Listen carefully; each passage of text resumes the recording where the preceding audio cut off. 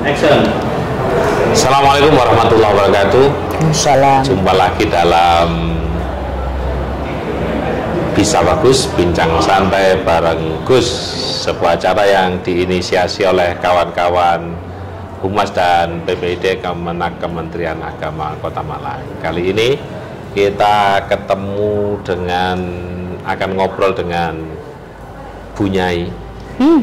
Bunyainya se-Indonesia, Bunyainya zona integritas, panglimanya agen perubahan yang mendorong semua kementerian,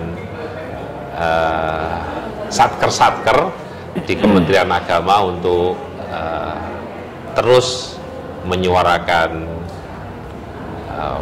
bebas korupsi, bebas dari korupsi, ya bukan bebas korupsi, ZIWBK, apapun hasilnya, pokoknya harus semangat berbuat, berinovasi, mencintai pekerjaan, dan melayani umat dengan sukacita. Nah, ini Bu Kartika Damayanti. Assalamualaikum Bu Kartika. Waalaikumsalam warahmatullahi wabarakatuh. Ngobrol-ngobrolnya dengan Bu Tika ini tidak boleh keluar dari ZIWBK karena dia Panglima Agen Perubahan. Siap. Bu Tika, sebenarnya inti dari pemaknaan agen perubahan itu seperti apa sih Bu? Ya, karena beberapa kali kita ngobrol-ngobrol dengan kawan-kawan itu yang datang kunjung ke Kota Malang, atau yang kita datengin untuk kita ajak bareng-bareng ZIWBK, itu seringkali memahami agen perubahan itu adalah agen yang bagian disuruh-suruh untuk melakukan perubahan. Gimana sebenarnya makna agen perubahan itu menurut Ibu Panglima agen perubahan? Baik. Bismillahirrahmanirrahim. Assalamualaikum warahmatullahi wabarakatuh. Waalaikumsalam.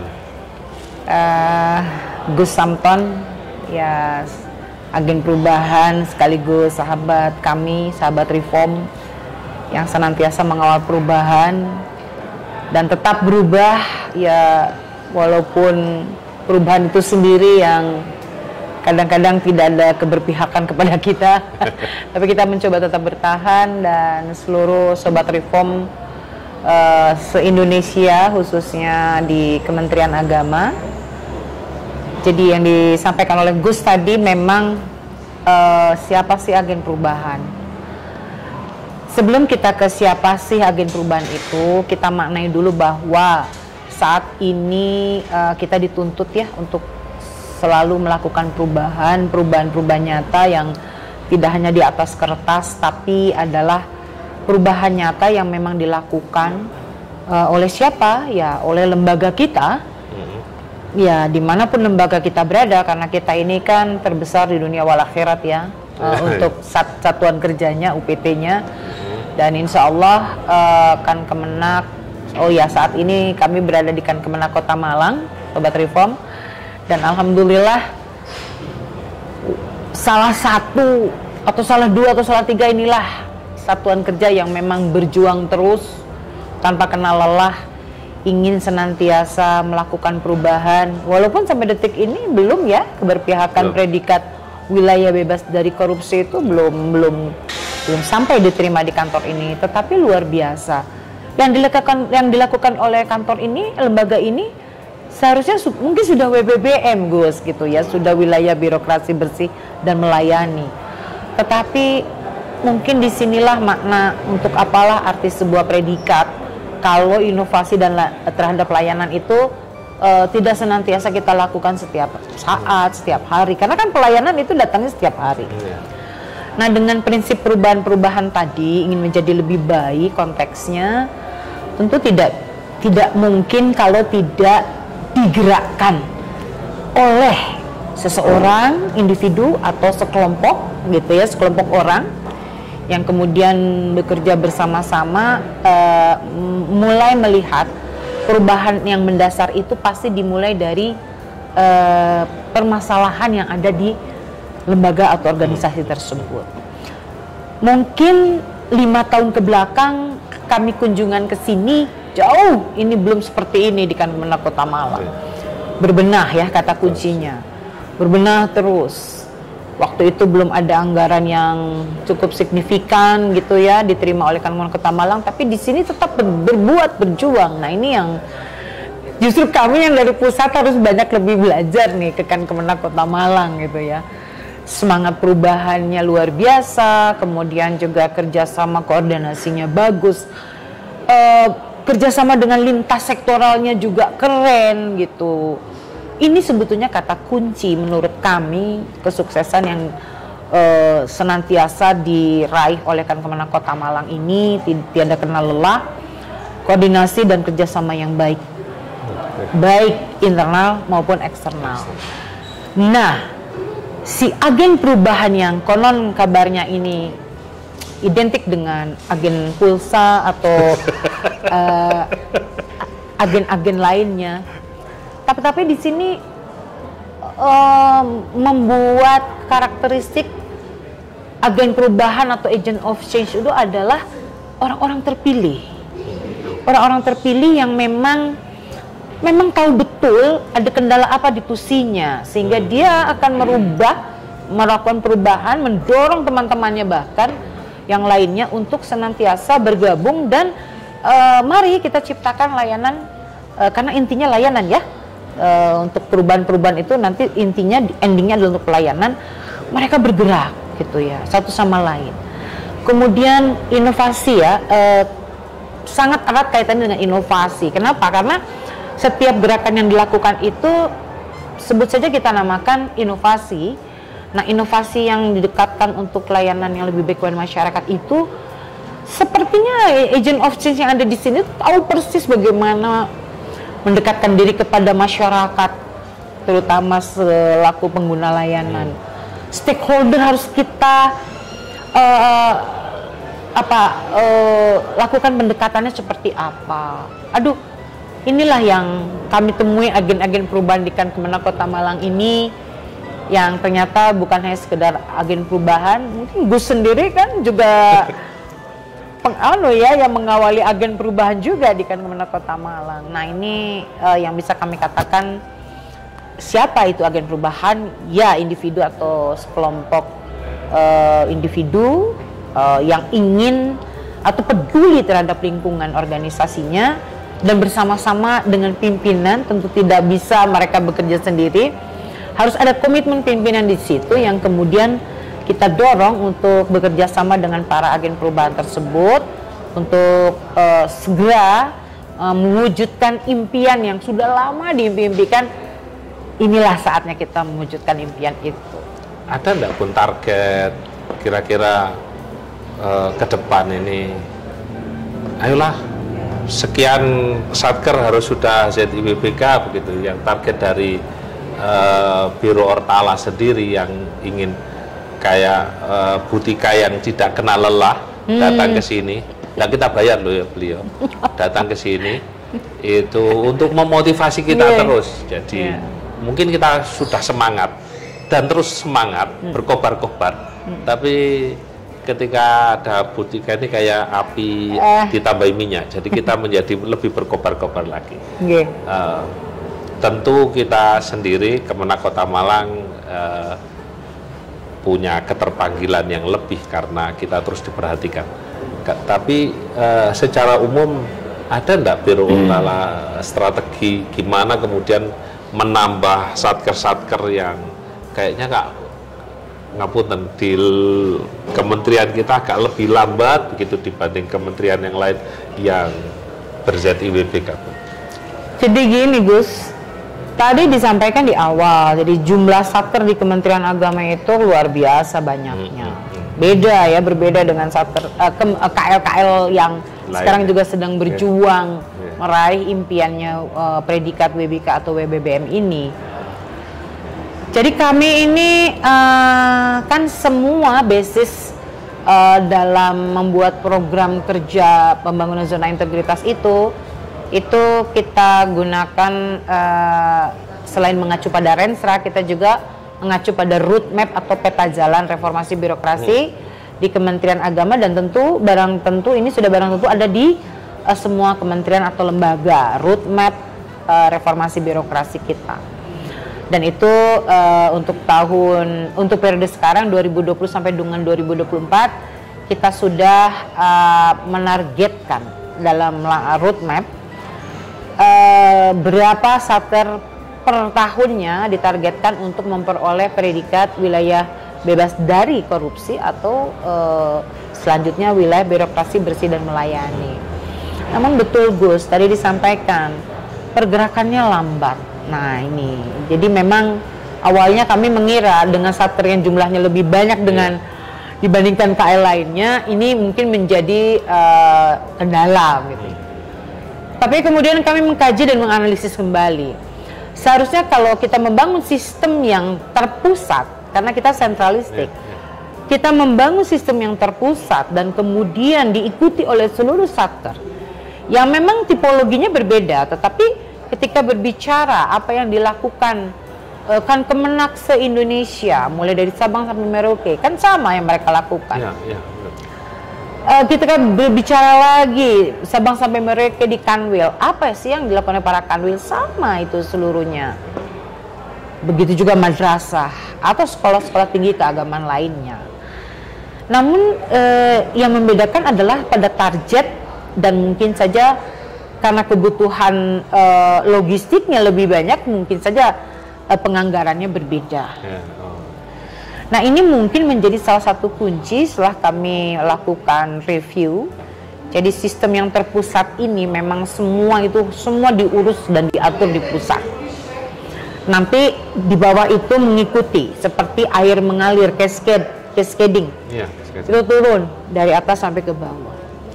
Nah ini yang kami terus bebenah juga nih Gus, terus terang. Jadi kalau selama ini satker-satker di Kementerian Agama ini berjuang masing-masing supaya memperoleh predikat tadi. Lalu kami mulai merapatkan barisan, kami sampaikan bahwa Bapak Ibu ini seharusnya berjuang bersama, meraih impian bersama. Targetnya WBK, targetnya WBBM. Sudah sering sih benchmarking sudah ditiru dilakukan oleh masing-masing kita kepada masing-masing kan Kemenak, sesama kan Kemenak atau sesama Kanwil, itu sering dilakukan. Namun kami mengharapkan studi tiru itu adalah betul-betul meniru, meng-ATM-kan. Setelah mengamati tiru lalu memodifikasi. Di satker kita itu bisa dilakukan dengan cara apa? Yang penting tujuannya sama, seperti itu. Nah ini mungkin mindset, kembali ke mindset ya Sobat Reform. Ini mindset ini seringkali salah ya kita menafsirkan itu. Jadi kita menganggap sesama kantor Kementerian Agama itu kompetitor kita, Kanwil itu ya kompetitor kita. Maaf, kompetitor kita itu adalah KL lainnya justru yang sudah memperoleh predikat lebih banyak daripada kita. Bukan artinya kompetitor itu sebagai musuh atau lawan, justru kita harus adopsi juga yang ada di lembaga itu apa sih yang bisa kita terapkan di lembaga kita. Nah sebetulnya ATM ini banyak orang mengira ATM itu amati tiru modifikasi itu adalah sebetulnya misalnya contoh gini, kita pergi ke Jogja yang sudah bagus di sana. Kita pulang ke sini menerapkan yang ada di Jogja 100%, ya itu enggak bisa juga. Kita harus terapkan di sini dengan pola yang komprehensif disesuaikan dengan apa? Karakteristik masyarakat yang dilayani di sini. Itu aja sebetulnya yang kami melihat mengapa kita agak terseok-seok, agak lebih lambat. Nah, nanti kalau bicara lebih lanjut lagi sih Gus, arahnya apa memang karena tusinya banyak banget? Sebetulnya bukan itu. Jadi kalau WBK WBBM kita ini suka bikin alasan-alasan itu. WBK WBBM ini kan tentu lembaganya. Ketika lembaga dipimpin oleh individu. Individu itu pimpinan maksud kami. Erat kaitannya perolehan WBK WBBM ini dengan komitmen pimpinan. Nah, ini seriously. Jadi kalau sudah bicara komitmen pimpinan, ya tanyakan pada diri kita sendiri kalau kita pimpinan, apakah saya the right man on the right place yang memimpin lembaga ini kemudian bisa mewujudkan impian seluruh pegawainya untuk perolehan WBK atau WBBM tersebut. Itu saja sih Gus yang kembali kepada, nah ini akan seru kalau kita sudah bicara komitmen pimpinan. Ini akan lebih seru karena tentu pimpinan itu dimulai top down ya, top down. Kita tidak hanya mulai dari satker, kita mulai dari pusat gitu. Nah ini seperti apa nanti ya. Tapi tidak boleh dijadikan alasan untuk tidak berbuat gitu kan Bun ya. Ketika pimpinan itu duduk di sebuah lembaga kan terikat dengan namanya kontrak kinerja ya. Sama seperti zona yang tadi ditanyakan Gus, ketika seperti apa menargetkan WBK WBBM di Kementerian Agama, itu dalam roadmap kita sudah sampaikan, lalu satker berapa jumlah satker per tahunnya, dan itu masing-masing pimpinan satker melakukan kontrak kinerja dengan pimpinan unit eselon 1 di pusat, seperti itu masing-masing gitu ya. Sebetulnya dengan menandatangani kontrak kinerja itu nggak main-main Gus. Itu adalah hidup matinya karir kita. Ya, saya kira asal tidak dimanakan formalitas loh Bun. Formalitas tanda tangan, setelah itu selesai lah. Laporan kan tinggal dibuat Bun. Kami sih mengira gitu ya, sejauh ini pimpinan itu menandatangani karena suatu kewajiban. Karena sudah disodori. Mudah-mudahan bapak-bapak dan ibu stakeholder pimpinan sempat membaca ya yang ditandatanganinya apa ya. Karena ketika ditandatangani dan tidak dipelajari, nah ini yang kemudian di kemudian hari, mohon maaf, barangkali nanti Gusmen melakukan evaluasi kepada kinerja pimpinan-pimpinan satker ini, tidak hanya di lingkup pusat sampai ke UPT mungkin. Nah, kalau kita jeli dan mencermati, berapa sih jumlah perjanjian kinerja, targetnya, sasarannya, berapa sih, seperti apa sih yang ditandatangani dalam kontrak kinerja pembangunan zona integritas itu, WBK WBBM itu seperti apa. Itu kalau dibaca kalimat per kalimatnya berat, sesungguhnya sangat berat gitu. Tetapi ketika tadi gitu ya sanggup menandatangani, ya seharusnya kita bertanggung jawab apa yang telah kita tanda tangani, seperti itu. Dan ini tentu untuk kewajiban kemaslahatan dan kemajuan Kementerian Agama ke depannya Gus gitu. Ya, mirip kalau dalam kajian fikih pesantren itu Bun, orang itu dianggap selesai ketika sudah berani mengucapkan wallahi. Artinya dan dengan mudahnya dia demi Tuhan, ketika beliau sudah bilang demi Tuhan, itu dia sudah otomatis kalau salah itu berani nantang Tuhan itu kan. Kalau dia melakukan kesalahan dari yang disumpahkan, nah ini yang kemudian membuat orang sadar, atau kita ini yang disebut agen perubahan itu tidak menyadari tanda tangan kontrak itu bahwa itu ada tanggung jawaban di hadapan Tuhan yang tidak mudah ya. Mungkin kalau di hadapan Butika sebagai pimpinan saya, seumpama saya memalsu laporan, memalsu eviden, dilihat oke lah sudah. Tapi kalau di hadapan Tuhan kan tidak bisa. Kita tidak bisa memalsu. Jadi ini satu hal yang kawan-kawan, ini kalau cerita sama Butika lama, nanti kita tidak pertemuan-pertemuan. Satu hal yang karena kalau bicara tentang bagaimana kita membangun zona integritas, kita pelayan masyarakat, kita digaji oleh rakyat, kemudian kita harus mempertanggungjawabkan semua yang sudah diberikan rakyat untuk kita, mestinya cukuplah itu sebagai penyemangat kita. Tetapi ternyata kita masih butuh banyak semangat lagi untuk berubah-berubah terus. Satu hal terakhir yang perlu kita yakini kawan-kawan, sahabat Reform, bahwa yang tidak bergerak itu artinya mati. Kalau kita ingin hidup dan dianggap hidup, kita harus terus bergerak. Jangan sampai kita masih bernafas tapi sudah pantas diberi kain kafan. Seperti itu. Terakhir Bun, mungkin ada pesan untuk kawan-kawan, utamanya Pasti. untuk Kementerian Agama Kota Malang, agar meskipun namanya agennya 1, 2, 3, tapi semuanya merasa terpanggil sebagai agen di dalam jiwanya. Monggo, Bu. Baik.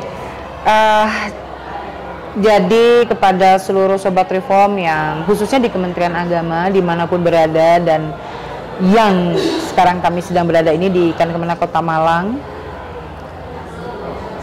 menjadi agen perubahan itu adalah suatu keharusan. Jadi kalau ditanya harus ada berapa agen perubahan dalam suatu satuan kerja atau UPT, semua kita ini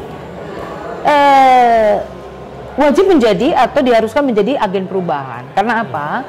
Perubahan itu tidak hanya cukup dikawal oleh 1 atau 2 orang. Perubahan itu dikawal bersama. Bersama kita bisa.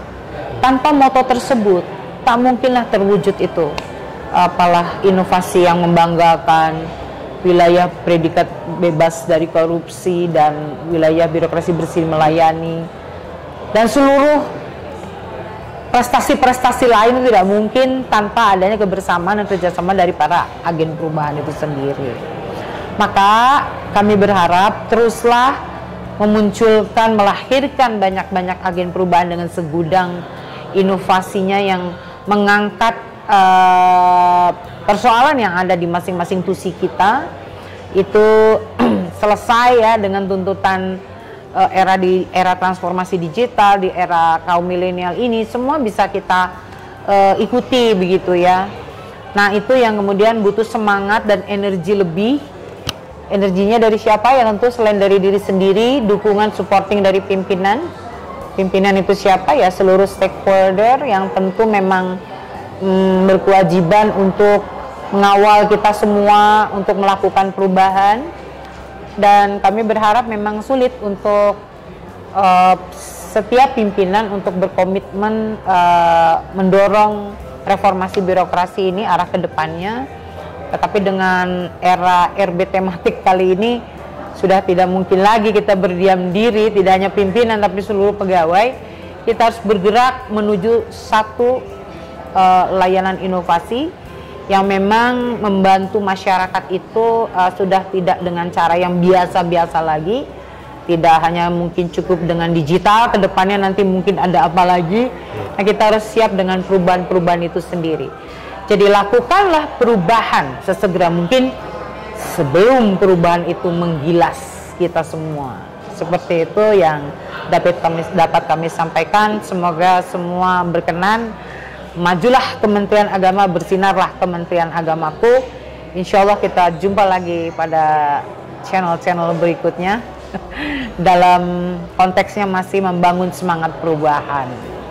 Terima kasih semuanya. Terima kasih Bu Tika, moga-moga tidak bosan ke Kota Malang. Amin. Dan saya berharap nanti kalau datang lagi kita sudah berubah lagi, menjadi lebih baik lagi. Amin. Dan moga-moga Bu Tika tidak lelah menjadi sinar untuk perubahan bagi Kementerian Agama Semangat se-Indonesia.